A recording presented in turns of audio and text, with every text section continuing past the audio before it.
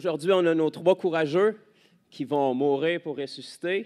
Vous avez encore le temps de changer d'idée, mais si vous ne changez pas d'idée, c'est une décision qui risque de changer votre éternité. Peut-être pour certains d'entre vous, il y a déjà des éléments que vous connaissez. Ça va être juste un rappel, mais je vous le partage comme si je parlais à vous autres et qu'on était dans notre salon. C'est juste que là, on a à peu près 80 autres personnes qui vous regardent en même temps, mais faites comme s'ils n'étaient pas là.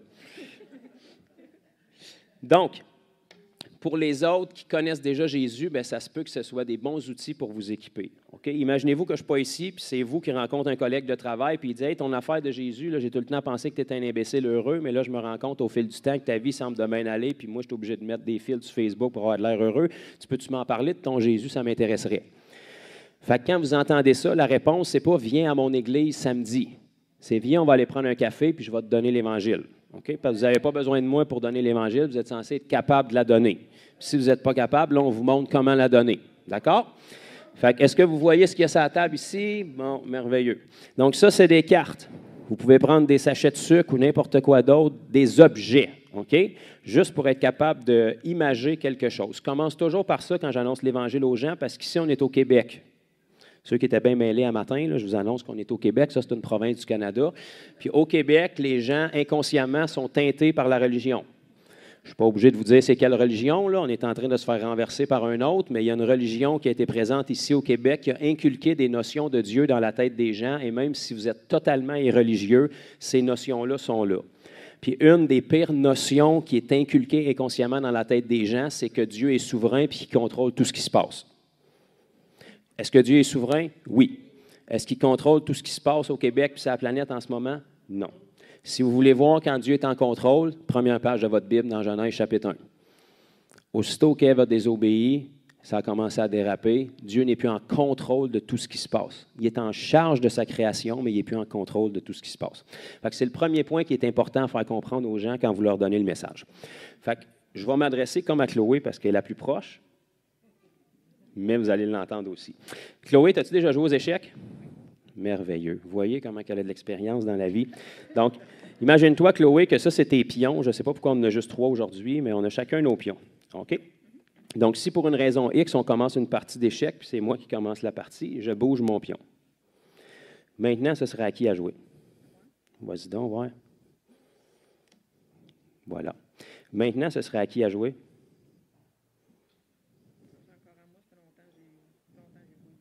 Est-ce qu'il y a quelqu'un qui peut aider Chloé? Chloé a bougé son pion. C'est à moi. Selon les règles du jeu d'échecs, c'est chacun notre tour. OK? Donc, moi, je bouge mon pion comme ça. Maintenant, ce serait à qui à jouer? Bingo. Vas-y, Chloé.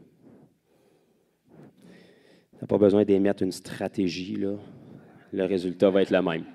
Donc, Chloé, elle a bougé son pion. Maintenant, logiquement, est-ce que ce serait à moi à jouer? Merveilleux. Donc, si moi, Chloé, je décide de faire ça, ça, ça, ça, ça, puis ça, est-ce que je peux le faire? Voilà. Pourtant, je viens de le faire. Ça veut dire que j'ai la capacité de le faire, mais je n'ai pas le droit de le faire. Est-ce qu'on comprend ce principe-là? Donc, j'ai des capacités, mais je ne peux pas dire que j'ai battu Chloé légalement. Je suis un tricheur. Okay? Je peux l'avoir battu dans ma tête, mais légalement, le jeu n'est pas valable parce que pour remporter un jeu d'échecs, il y a des règles qui sont établies. On comprend ce principe-là? Vous n'êtes pas venu à l'Église pour entendre parler d'échecs, mais restez avec moi, on s'en va quelque part avec ça. Donc maintenant, si on remet les jetons, mais qu'on monte les enjeux. Imagine-toi que moi, ici, je suis Dieu, et puis toi, tu représentes la race humaine, donc nos premiers parents. Donc Dieu a bougé le premier pion au départ en faisant la création. Donc, il a créé les cieux, la terre, tout ce qui renferme, et le summum de sa création, après les animaux, après tout, ça a été l'être humain. Donc, il a bougé son premier pion. Nous, en revanche, nos premiers parents, on a fait le deuxième move, et la réponse face à tout ce que Dieu avait fait, c'est qu'on a péché contre lui. Quand nos premiers parents ont péché, on a péché aussi, parce qu'on était quelque part en eux. On comprend ça? La réponse de Dieu, parce que selon les règles, c'était à lui à répondre à ce qui venait d'être fait, la réponse de Dieu, ça a été qu'il a envoyé Jésus pour réparer notre erreur. On comprend ça? Est-ce qu'on me voit bien?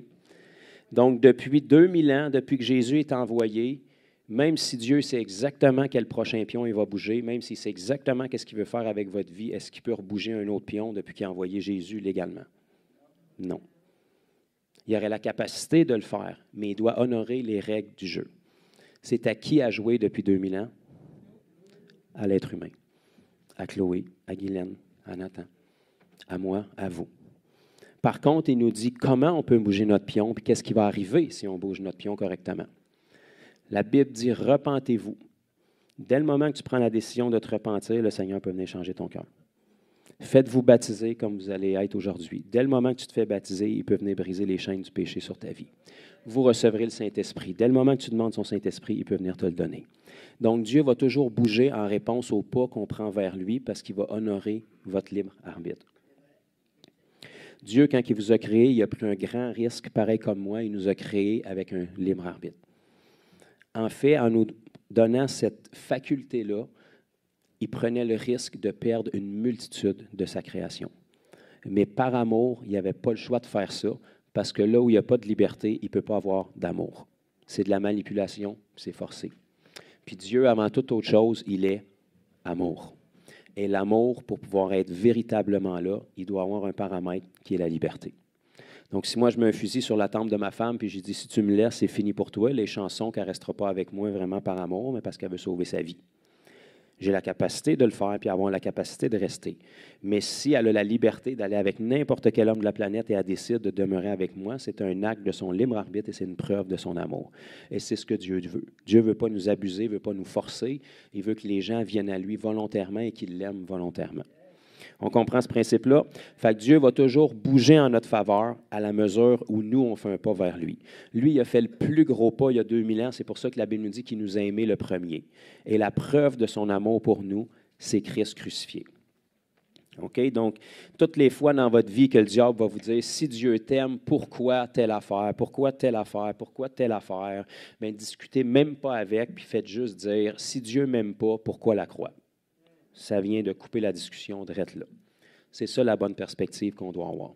Dieu nous montre son amour depuis 2000 ans en sorte que lorsque nous étions encore pécheurs, Christ est mort pour nous. La plus grande preuve d'amour qu'on peut faire pour quelqu'un, c'est mourir pour lui. Surtout pour quelqu'un qui ne le mérite pas. Surtout pour quelqu'un qui nous a humiliés. Surtout pour quelqu'un qui nous insulte. Mourir pour un ami, c'est une chose. Mourir pour quelqu'un qui nous dénigre et qui se fout de nous, c'est une autre chose. Et chacun d'entre nous, à un moment de notre vie, c'est ça qu'on a fait envers le Dieu qui nous a gracieusement offert la vie. On comprend ce principe-là? Merci. On passe à l'autre étape. Donc là, on va y aller un petit peu plus visuel. On va faire un petit résumé de la Bible. C'est beaucoup de pages. Puis on va essayer de faire ça rapidement, en à peu près 10-15 minutes. Puis ça commence avec ce pichet-là, qui est Dieu. Auriez-vous cru ça, qu'un pichet gris, ça allait être Dieu? Fait que je ne veux pas insulter Dieu, mais je vous le mets de cette manière-là. Donc, première page de votre Bible, Genèse, qui veut dire le commencement. Ce que la science a pris des millénaires avant de découvrir, Dieu nous le révèle dans la première phrase de notre Bible. Donc, ça a pris des siècles avant que l'être humain découvre que le continuum dans lequel on existe, c'est-à-dire notre vie au quotidien, doit être constitué de 3 choses. C'est-à-dire que ça prend de l'espace-temps, puis de la matière pour qu'on puisse exister. Et ces 3 choses-là doivent avoir été créées simultanément par une force qui est à l'extérieur de ça. Est-ce que j'ai perdu les gens ou vous êtes encore avec moi? Donc, il ne peut pas avoir d'espace à mettre si on n'a pas d'espace-temps dans lequel le mettre. Il ne peut pas avoir de matière à mettre si on n'a pas d'espace dans lequel le mettre. Est-ce que vous saisissez un petit peu ce principe-là? Donc, il fallait que pour qu'on existe comme on existe en ce moment, il y a une force qui est à l'extérieur de tous ces paramètres-là, pour ne pas être influencé par ça, qui crée l'espace-temps. Donc, pour créer un espace-temps, il faut que tu sois en dehors du temps, qui crée un espace et qui met de la matière dedans. Donc, ça a pris des millénaires avant que la science découvre ça. Pourtant, quand vous rouvrez votre Bible, Genèse chapitre 1, verset 1, ça nous dit « Au commencement, espace-temps, Dieu créa les cieux, espace, et la terre, de la matière. » Donc, Dieu, ça a l'air qu'il en savait plus que nous autres, pas mal d'avance. Donc, ce Dieu-là ici a tout créé. Il a créé les cieux, la terre. On va se concentrer sur la terre aujourd'hui, là, pour tous ceux qui veulent des réponses aux extraterrestres. On y arrivera éventuellement, mais Dieu a créé la terre, qui est la planète sur laquelle on vit en ce moment, et jusqu'à ce que Jésus revienne. Il a créé la nature, il a créé toutes les armes que vous connaissez jusqu'à présent, bien, il les a créées et il en a probablement créé plus que ce qui nous reste en ce moment. Il a créé les animaux et l'apogée de sa création, la dernière chose qu'il a créée, c'est l'être humain, nos premiers parents, qui sont des verres en plastique vide ici. Adam et Ève. Et dans tout ce qu'il a créé, l'être humain, c'est la seule chose où Dieu n'a pas pu juste parler. Tout le reste de la création, Dieu disait et la chose arrivait. Pour l'être humain, il est obligé de descendre et se mettre les mains dedans. Ça vous donne de la valeur, ça? Et c'est la seule chose dans tout ce qu'il a créé, incluant les anges et tout ce qu'il y a dans le royaume de Dieu, que la Bible nous dit que ça a été créé à son image et à sa ressemblance. Il n'y a rien dans l'univers, il n'y a rien dans le royaume de Dieu, il n'y a rien ici-bas sur terre qui est à l'image et à la ressemblance de Dieu, à part l'être humain au départ. Donc ça, c'était l'image et la ressemblance de Dieu. Une copie. L'Esprit de Dieu, l'eau que vous voyez, c'est l'Esprit de Dieu qui était dans nos premiers parents, Adam et Ève. Tiens, on va remplir Ève aussi, comme ça, les féministes vont être comblés. Sont-ils égales? S'il vous plaît. S'ils ne sont pas égales, je ne veux pas de commentaires sur YouTube. Donc ça, c'est nos premiers parents, Adam et Ève. Vous savez, Ève, en fait, est juste une autre sorte d'homme. Là. Dieu n'a pas créé un autre but de terre pour souffler dedans parce qu'il ne pouvait pas, parce que l'intégralité et la perfection de Dieu étaient déjà dans Adam. Adam était à l'image et la ressemblance de Dieu. Il ne pouvait pas créer un autre but pour créer Ève. Il a fallu qu'il aille chercher Ève dans Adam, qui était complet à l'image de Dieu.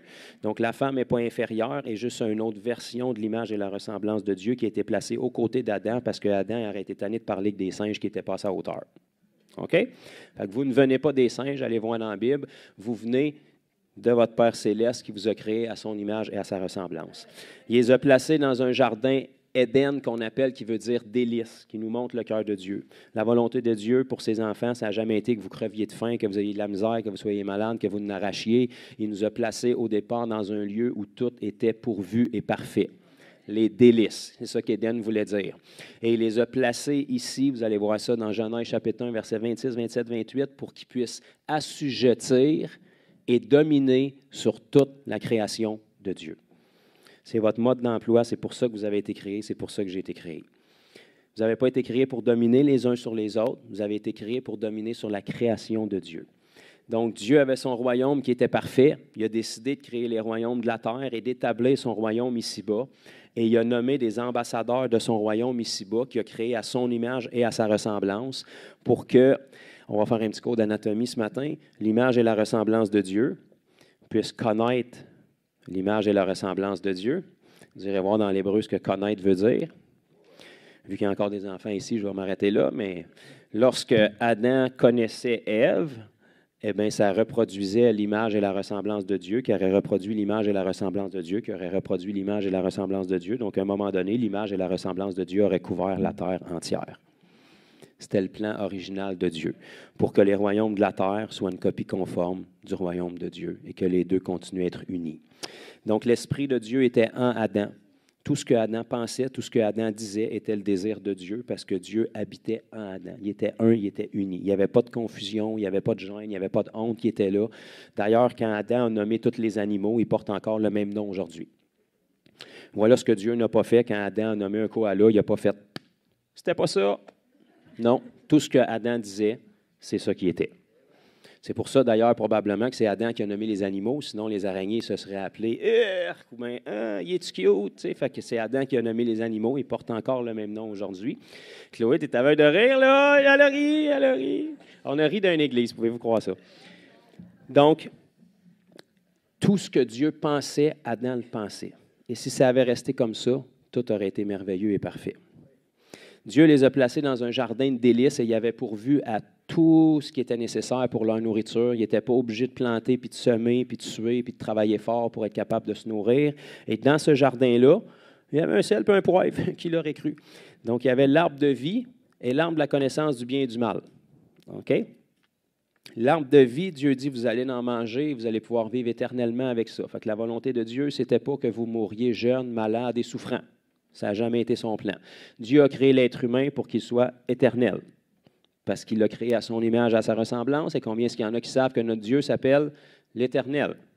On a été créés pour être éternel, à l'image de notre Père céleste.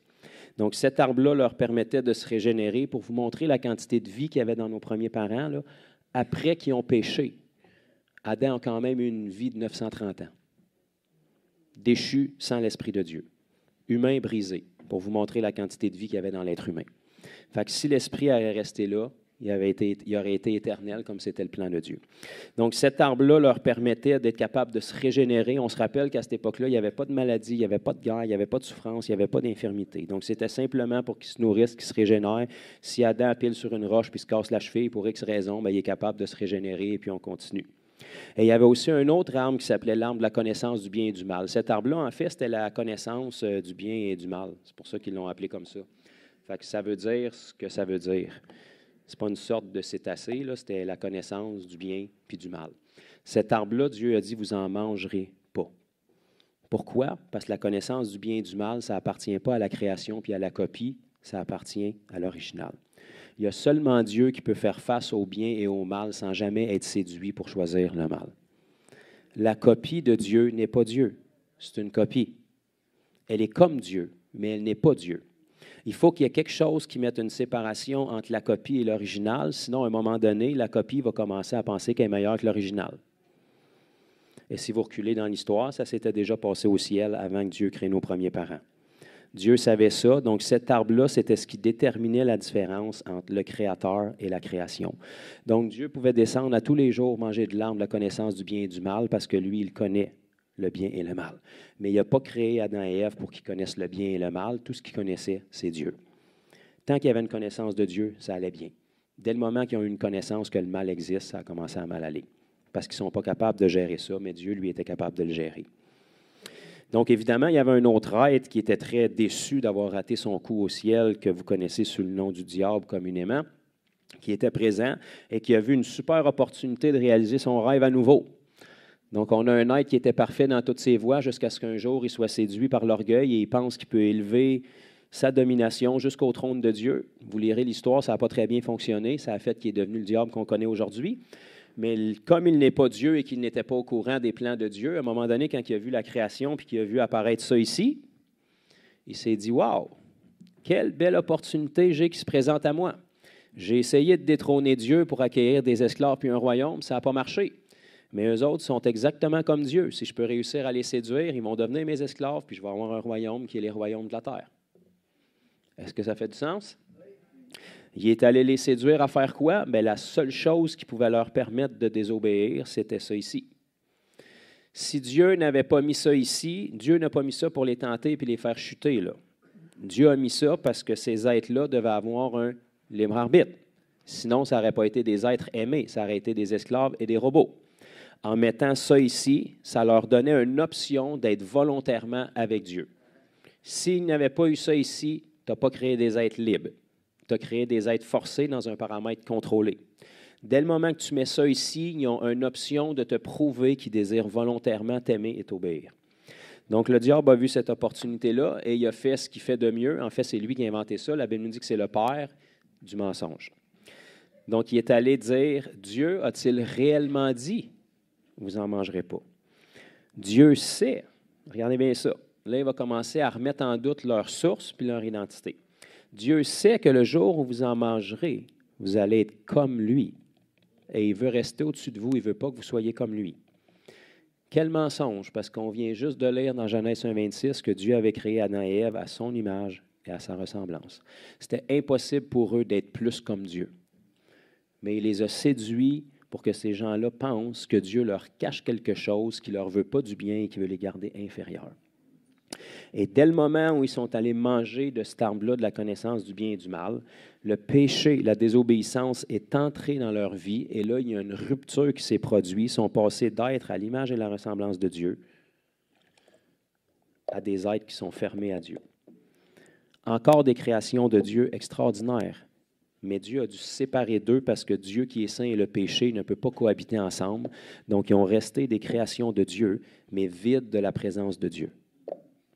Est-ce qu'on saisit ça? Donc, la meilleure façon que je peux vous l'illustrer, là, avez-vous déjà vu ça, un gant? Sûrement, si vous avez sorti un peu. Donc, un gant, ça a été créé pour envelopper une main. D'accord, on comprend ça? Donc, un gant a été créé à l'image et à la ressemblance d'une main pour que lorsque la main intègre le gant devienne utile. Pour vous protéger de la chaleur ou vous protéger du froid. Si tu retires la main d'un gant, un gant n'a plus aucune utilité.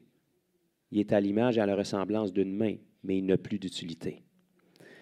Ça a été créé à l'image et la ressemblance de Dieu pour abriter l'image et la ressemblance de Dieu. Dès le moment que Dieu s'est retiré, ça a la forme de Dieu extérieurement, mais ça n'a plus de but. Est-ce qu'on comprend?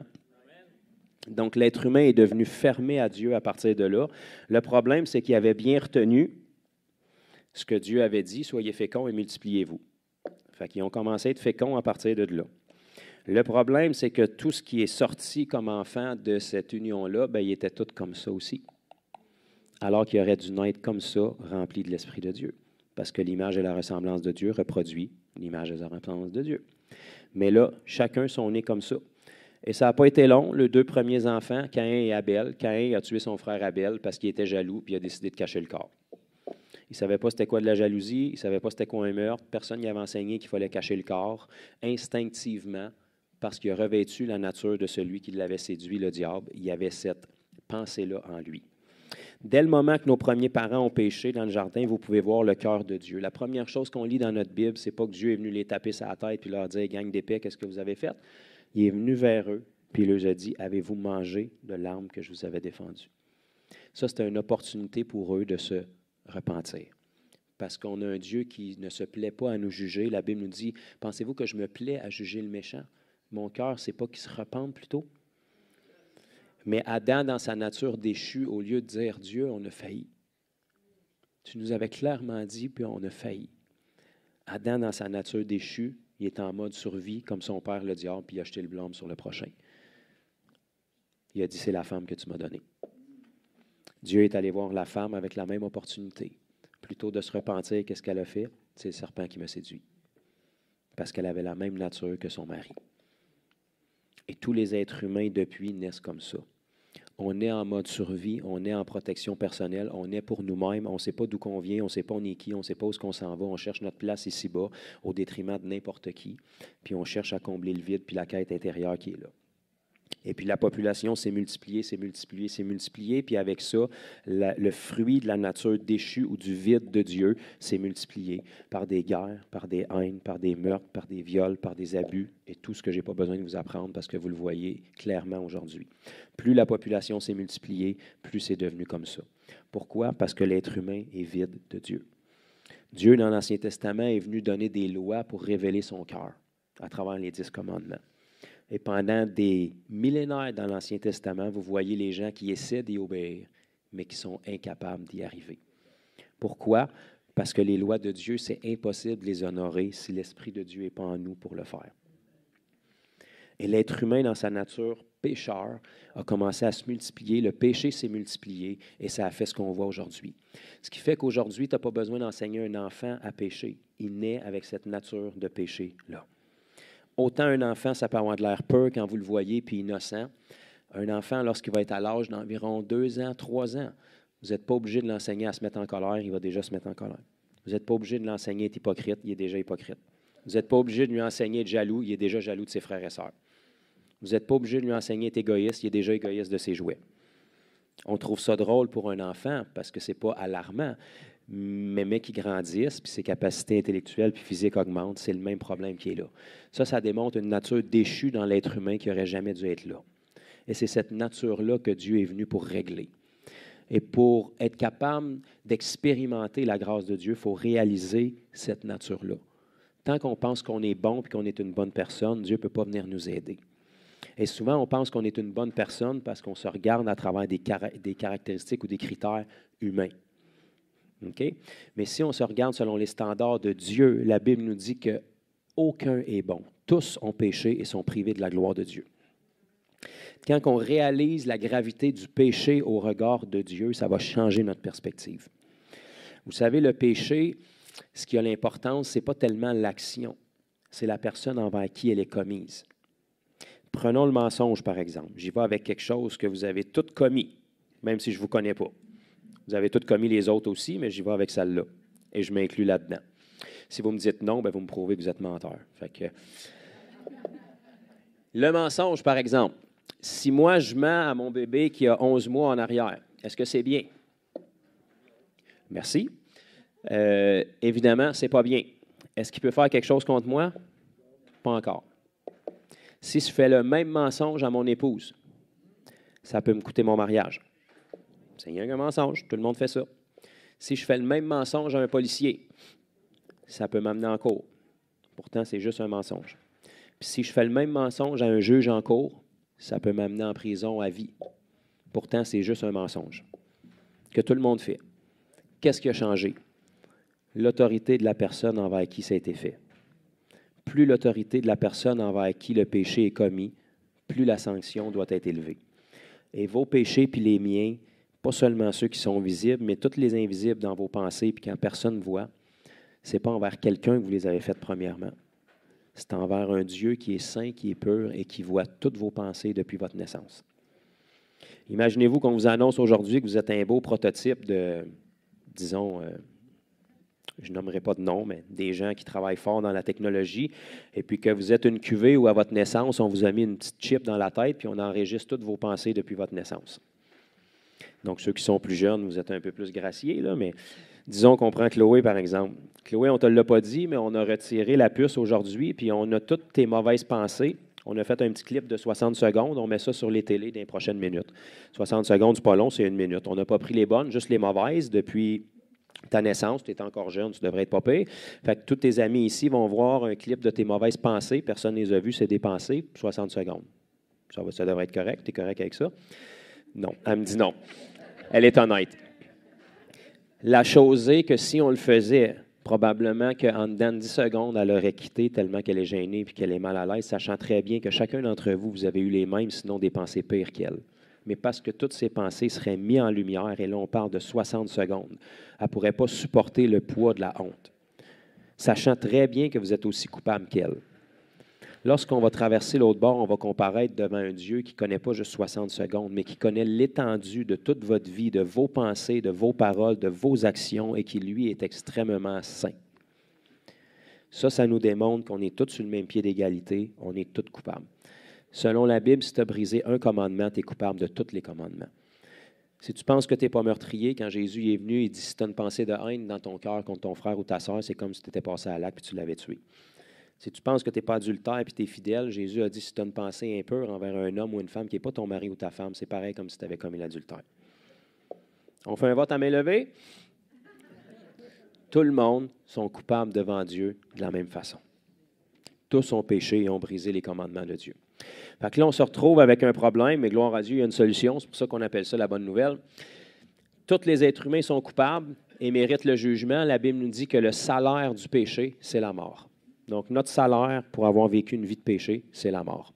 Mais le don gratuit de Dieu, c'est la vie éternelle en Jésus-Christ, notre bien-aimé Sauveur.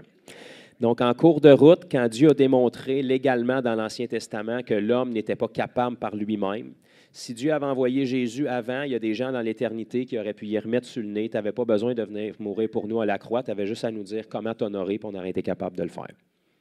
Mais parce que Dieu est parfait dans toutes ses voies, il a pris un laps de temps dans l'Ancien Testament pour leur dire clairement ce qu'il devait faire, pour leur montrer que personne n'était à la hauteur d'y arriver. Jésus arrive en cours de route, la Bible l'appelle le dernier Adam. Lui, il avait quelque chose de différent des autres. Il ne venait pas de la semence qui est la vôtre puis la mienne, celle de notre premier papa, Adam. Fait que je vous annonce qu'on vient tous de là, fait qu'on est tous un petit peu parents, là. Vous étiez quelque part dans Adam, puis vous êtes sortis quelque part dans la généalogie à un moment donné. Fait que vous êtes tous nés de la semence déchue de notre premier père, Adam.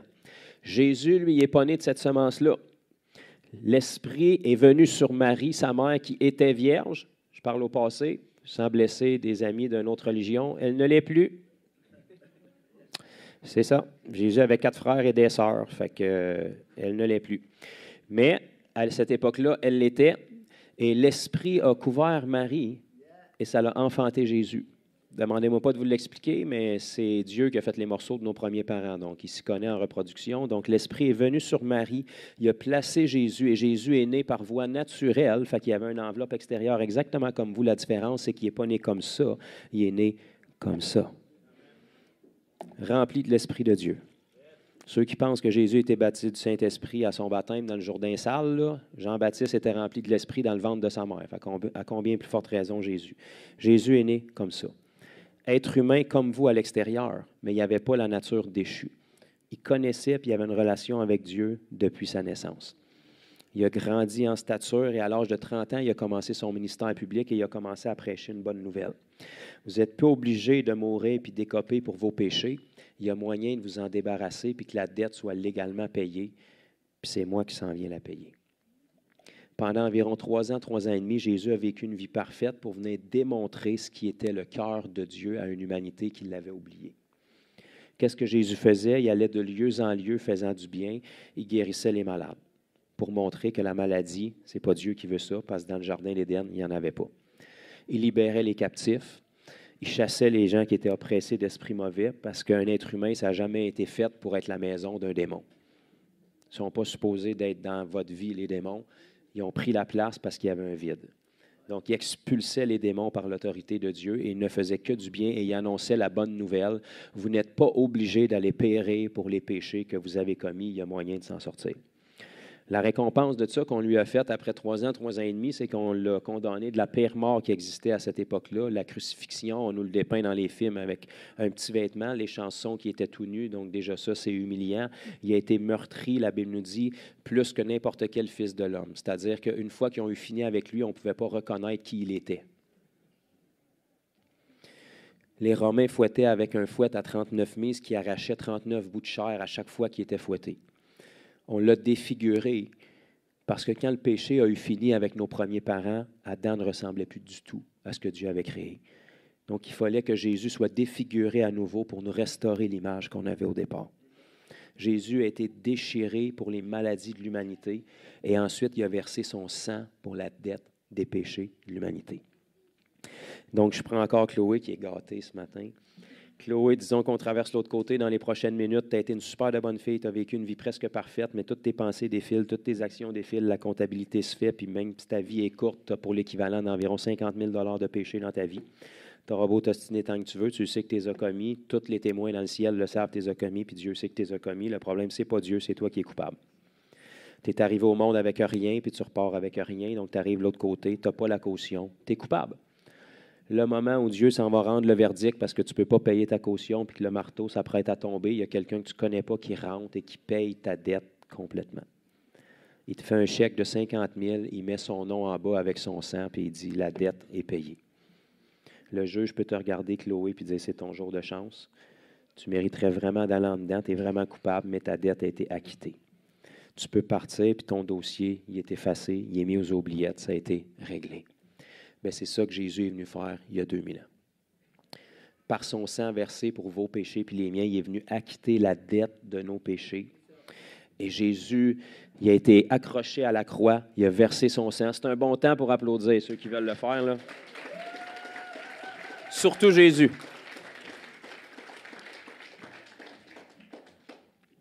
Jésus est venu ici pour nous démontrer ce à quoi ressemble la vie d'un fils ou d'une fille de Dieu. Et il était le premier fils de Dieu depuis notre premier père, Adam. À partir d'Adam, tous ceux qui sont nés sont fils et filles du diable, jusqu'à ce qu'on choisisse d'être adoptés par un nouveau Père céleste. Donc, Jésus est venu pour donner sa vie pour nous, pour être enseveli, et 3 jours plus tard, parce que la mort est le résultat du péché, puis lui n'avait pas péché, il est ressuscité en nouveauté de vie. Et ce qu'il vous demande à vous et à moi, c'est exactement la même chose qu'il a fait. Jésus a donné sa vie, il a été enseveli, il est ressuscité. Il vous demande de donner votre vie par la repentance, ça veut dire renoncer à votre vie. Être enseveli par les eaux du baptême pour qu'on se débarrasse de cette vie-là. Et ressortir en nouveauté de vie pour que l'Esprit puisse venir en vous. Donc, quand vous entendez le message de l'Évangile que quelqu'un porte en lui depuis 2000 ans qui vient vous l'annoncer, peut-être que vous allez vous en moquer, peut-être que vous allez continuer votre vie. Pour ce qui est de votre cas aujourd'hui, de toute évidence, ça a résonné en vous au point que vous avez réalisé que vous n'êtes pas assez bon pour y arriver tout seul, puis vous avez besoin que quelqu'un paye votre dette gracieusement. Quand vous dites oui à ce que Jésus a fait, puis non à votre vie, il y a un changement qui se fait dans votre cœur. Dieu dit qu'il prend votre cœur de pierre et il va mettre un cœur de chair à l'intérieur. Mais dès le moment que la vie de Dieu est là, il faut que vous vous débarrassiez le plus vite possible de votre ancienne vie. C'est le même principe que dans des pays, lorsqu'il y a des catastrophes et que les autorités sont prêtes avec plein de cadavres sur les bras. C'est quoi la première chose qu'on fait pour empêcher l'épidémie de se répandre? On ensevelit les corps. Donc, dès que la vie de Dieu rentre en vous, on veut ensevelir la vieille nature le plus vite possible pour que la personne qui ressorte elle soit maintenant ouverte à Dieu. Et là, la Bible dit qu'il vient mettre son Saint-Esprit en vous. S'il met sur quelqu'un qui est pécheur, ça va vous tuer. Dans l'Ancien Testament, lorsque quelqu'un qui est pécheur touchait la sainteté de Dieu, il tombait raide mort. Dieu ne veut pas ça, il vous aime. Il veut que vos péchés soient enlevés auparavant, que la dette soit acquittée. Et là, vous ressortez tellement blanc comme neige que l'Esprit qui tuait les gens pécheurs dans l'Ancien Testament vient vous remplir et vous donne la vie maintenant. Vous êtes rempli de l'Esprit de Dieu, donc ça fait de vous un mini-Christ, un chrétien, un porteur du Christ. Parce que le même Esprit qui était en Christ habite en vous maintenant. Même si l'enveloppe extérieure est différente puis la génération est différente, c'est le même Esprit. Donc, vous partez avec le même mandat. Vous allez partager aux gens ce que vous avez reçu. Il y a des gens qui se moquent, mais il y a des gens qui croient. Ils renoncent à leur vie, leur cœur est changé, ils ensevelissent leur vie, ils ressortent régénérés et puis l'Esprit de Dieu vient habiter en eux. Puis avant longtemps, on se retrouve avec un mouvement qui existe depuis 2000 ans. Et jusqu'à ce que tout le monde ait eu l'opportunité d'entendre le message, Jésus ne reviendra pas. Et quand le nombre va être atteint, Jésus va revenir recueillir son peuple. Et c'est pour ça que tout ce que vous voyez dans les premières pages de votre Bible, quand tout était parfait, vous allez retrouver à peu près les mêmes termes dans la dernière page de votre Bible, dans Apocalypse 22. Parce que le plan de Dieu était parfait. L'être humain a fait une erreur qui a fait dérailler le processus pendant environ 6000 ans, mais Dieu n'a pas fait d'erreur. Donc, il va restaurer toutes choses comme c'était au départ. Mais Dieu restaure les choses par ordre d'importance. Même s'il aime sa création, même s'il aime la nature, même s'il aime les animaux, ce qui a le plus de valeur à ses yeux, c'est vous puis c'est moi. Donc, la première chose qui vient restaurer, c'est vous.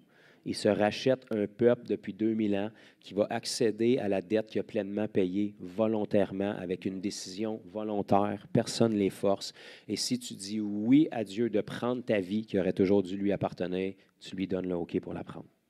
Tu bouges ton pion, il peut bouger le sien. Ce que vous allez faire aujourd'hui pour ensevelir cette vie-là, vous lui permettez de briser l'esclavage du péché et les liens de la chair sur votre vie. Vous lui donnez le OK, même si c'est un acte naturel, il y a quelque chose de surnaturel qui se produit. La première fois que vous êtes venu au monde, à différentes étapes pour chacun de vous, sans nommer votre âge, vous avez reçu la vie physique en passant par un baptême. C'était quand vous êtes sorti de votre maman. Je vous apprends que vous étiez dans de l'eau dans maman. Vous en souvenez peut-être pas, là, mais quand il a crevé ses os, vous êtes sortis. Ce baptême-là vous a donné une vie physique, mais pas spirituelle.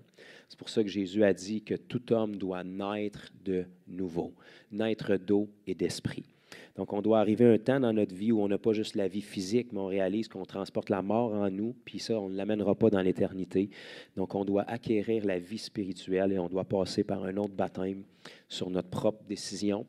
Vous avez peut-être été baptisé bébé ou arrosé dans le front. Jésus a dit, celui qui croira et qui sera baptisé sera sauvé.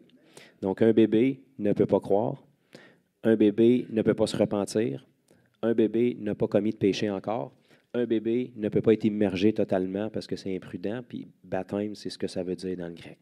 Donc, les seules personnes qui appellent un baptême de bébé baptême, c'est la religion puis les hommes qui vous cachinent. Mais devant Dieu, il faut être en âge de reconnaître qu'on est pécheur et d'abandonner notre vie puis réaliser qu'elle n'aurait jamais dû être la nôtre.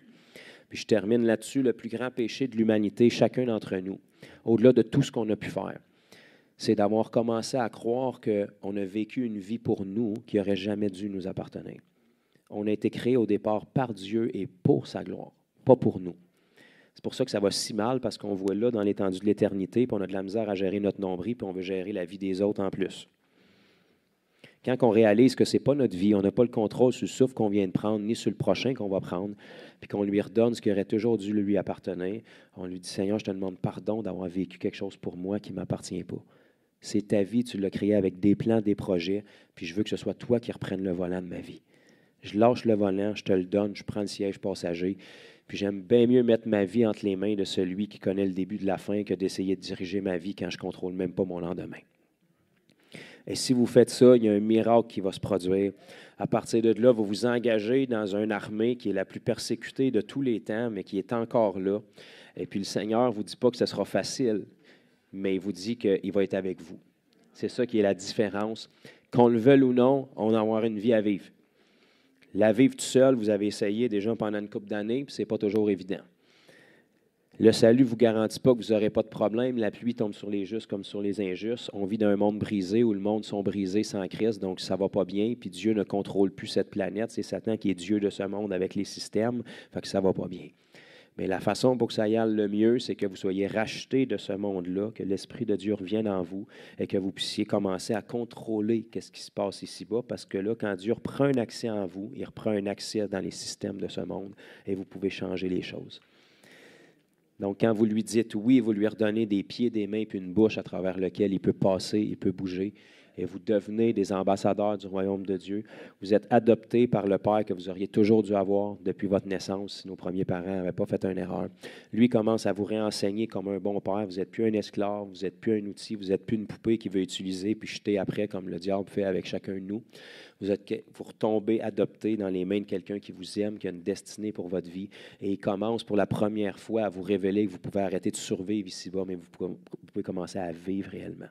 Vous saisissez le but de votre existence et ce n'est pas pour vous, c'est pour sa gloire. Dieu commence à couler en vous et vous commencez à partager aux gens ce que vous avez vécu. Donc, votre liste d'amis se ramincie. Le monde pense que vous êtes complètement cinglé, mais il y en a qui ont l'humilité d'admettre qu'ils sont en détresse et puis qui veulent entendre la solution que vous avez trouvée. Et c'est comme ça que le royaume de Dieu progresse. Donc, aujourd'hui, si vous dites oui à Jésus dans ce qu'il vous demande, ce que lui-même nous a donné comme modèle, il a donné sa vie, il a été enseveli, il est ressuscité, il vit éternellement, il plaide en votre faveur. Si vous renoncez à votre vie aujourd'hui, vous êtes enseveli, puis vous ressuscitez, vous avez la vie éternelle, et vous avez un Père qui vous tient par la main non seulement pour cette vie ici-bas, mais pour l'éternité après. La Bible nous dit, étant donc justifié. Justifié, ça veut dire juste comme si vous n'aviez jamais commis tous les péchés que vous avez commis. Les seules personnes qui vont s'en souvenir, c'est le diable, les anges déchus, les démons, votre entourage, puis votre cerveau. Dieu puis le ciel n'ont aucune idée de quoi vous parlez quand vous parlez de votre ancienne vie si vous y avez dit oui. La Bible dit que c'est effacé. C'est comme dans la mer de l'oubli. C'est aussi loin que l'ouest et de l'est. Il n'y a aucune idée de quoi vous parlez. Il vous regarde à travers la lentille de Jésus qui, lui, a une vie parfaite. Il voit un petit Christ, un petit Jésus à travers vous. Rappelez-y pas vos anciens péchés. C'est plus dans le système du ciel. Il n'y a aucune idée de quoi vous parlez. Amen. C'est pour ça qu'on appelle ça une bonne nouvelle. On est tous sur un bateau qui fait naufrage comme dans le Titanic. On sait tous qu'on va se planter et que ça va mal aller. Soit que tu essaies d'en profiter au maximum avec le temps qui te reste ou tu réalises qu'il y a quelqu'un qui te tend la main à côté du bateau puis qui veut t'amener d'un autre puis qui te dit c'est gratuit, il y a quelqu'un qui a payé ton billet déjà. C'est à prendre ou à laisser. Si on le prend, c'est Jésus qui paye la dette. Si on ne le prend pas, il va falloir négocier toutes nos erreurs puis nos péchés de l'autre bord, puis la dette va être très élevée, puis elle est la même pour tout le monde. Fait qu'en réalité, au lieu de se dire comment est-ce qu'un Dieu d'amour pour envoyer le monde en enfer, la véritable question, c'est comment est-ce que les gens font pour choisir l'enfer plutôt qu'un Dieu d'amour.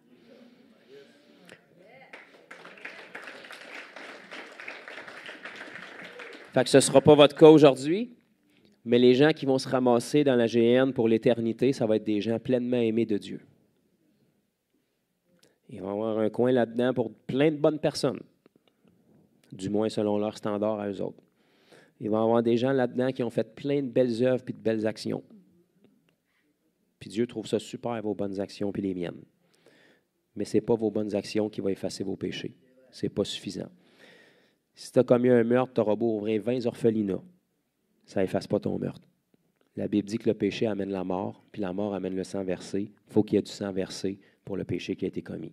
Fait que calcule le nombre que tu en as fait depuis ta naissance. Là. Ça va prendre un bon groupe sanguin qui coule longtemps. Ou un sang parfait qui a été offert une seule fois pour l'éternité.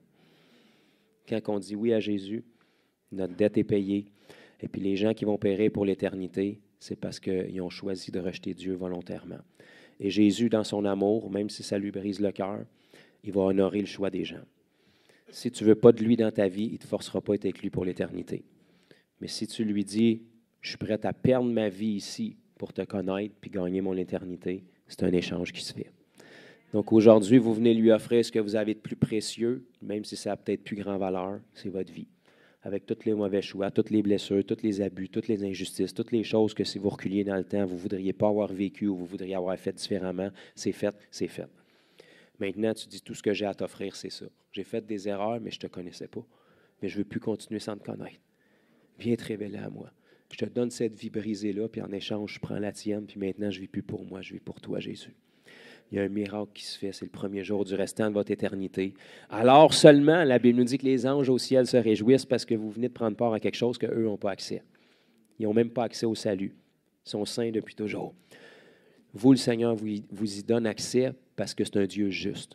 Vous n'avez pas choisi de naître pécheur, vous avez hérité de cette nature-là de vos premiers parents. Dieu, dans sa justice, devait vous donner l'opportunité, comme nos premiers parents ont eu, de choisir la vie plutôt que la mort. La véritable question, c'est la même qu'il nous pose dans sa parole. Si vous entendez sa voix, n'endurcissez pas vos cœurs, parce que ça peut être la dernière fois que vous l'entendez. Aujourd'hui, c'est le jour du salut parce que demain n'est pas garanti. Même si tu es un adolescent, demain n'est pas garanti. Tristement, même si tu es un jeune enfant, demain n'est pas garanti. Avec Dieu, c'est garanti. Mais il y en a un autre qui vient pour voler, égorger ou détruire, puis son but, c'est que vous puissiez disparaître avant de prendre votre décision. Donc, aujourd'hui, le jour du salut, c'est l'importance d'annoncer l'Évangile parce que c'est tellement simple, tellement stupide pour l'intellect humain que la Bible nous dit que ça ne peut pas se croire avec la tête. Ça nous dit que c'est en croyant du cœur qu'on parvient à la justice. Si vous croyez que vous n'êtes pas bon, puis que Jésus est bon, puis que vous acceptez ce qu'il a fait pour vous, il y a un changement qui va se faire, puis ça va transparaître par vos actions. Le changement, il est invisible à part que vous allez ressortir mouillé aujourd'hui. Vos yeux vont peut-être changer, peut-être qu'il y a quelque chose qui va s'illuminer, mais à part si vous avez des petits amis invisibles qu'on va chasser aussi, il n'y a rien qui va changer apparemment. Mais parce que la racine est changée, les fruits vont commencer à changer dans votre vie. Vous ne parlerez plus pareil, vous ne penserez plus pareil, vous agirez plus pareil. Les gens que vous maudissiez avant, vous allez les aimer après. Pourquoi? Pas parce qu'une religion vous corrige, parce que votre cœur est changé, puis Dieu met son cœur en vous. Donc, vous allez avoir un amour pour les gens. Vous ne serez pas parfait, mais vous ne vous forcerez plus pour plus mentir. Vous n'aurez plus le goût de mentir. Vous ne vous forcerez plus pour plus blasphémer. Vous n'aurez plus le goût de blasphémer. Parce que si la racine est changée, les fruits sont changés. Amen.